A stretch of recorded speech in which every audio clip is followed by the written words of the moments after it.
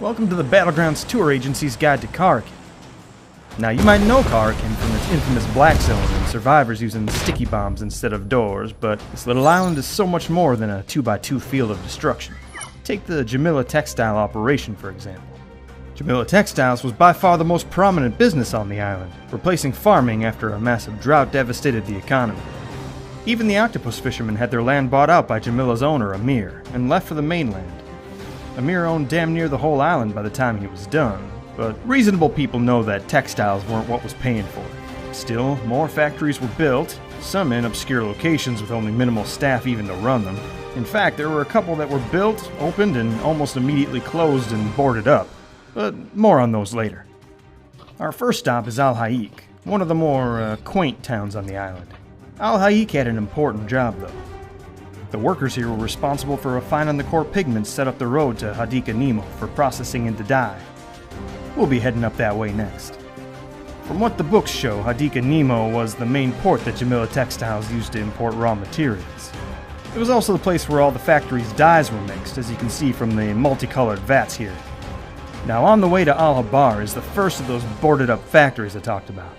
They patched up the walls after the last battleground, but sure would be interesting to see what's going on in there.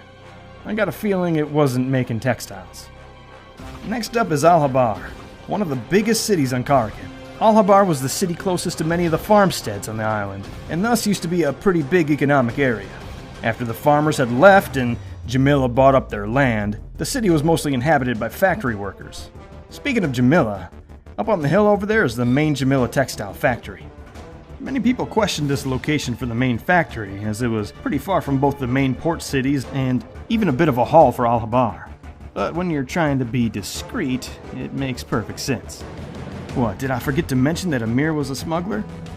This whole island is one big smuggler's den with tunnels carved into the mountains all over the place. There are supposedly ways in across the land, but you have to have the right equipment to knock on the door, if you know what I mean. This factory here is actually sitting on one of the major tunnels that Tenebris used to store their pilfered prizes. Speaking of Tenebris, let's head west and I'll tell you more about them. This is the port city of Barca here. Did you notice an ominous octopus logo sprayed all over town? This was the mark of Tenebris, who were smugglers, pirates, gunrunners. If it's shady, they probably had their tentacles in it. We know now that Amir was the head of Tenebris and used the textile business as a front, giving Tenebris easy access to shipping lanes for piracy, a legitimate reason for moving cargo, and a way to launder some of those illicit earnings. If you heard about the disappearance of the SS Summerland and all the weapons it was carrying, that was them. Not a bunch you want to mess with. While their mark is pretty prominent here, the main Tenebris hideouts are said to be in the mountains. Not much to tell about our last city, Bashara, but people do need a place to live. This western town was mostly residential, with apartments and homes largely occupied by factory workers. There is one more interesting point to show you before we wrap up, though. Remember what I said about Tenebris? Well, let's just say that freight ships don't generally have a habit of beaching themselves. As for what happened to Tenebris, Amir, or the people of the island, that's a little tougher to say. All we know is, whatever happened, Karakin's story ended with the battlegrounds. That's it for this tour. Friendly reminder that anything you found on the island must stay on the island. And one tourist tried to smuggle a gold bar off a few trips back. Crazy what you'll find in these old places.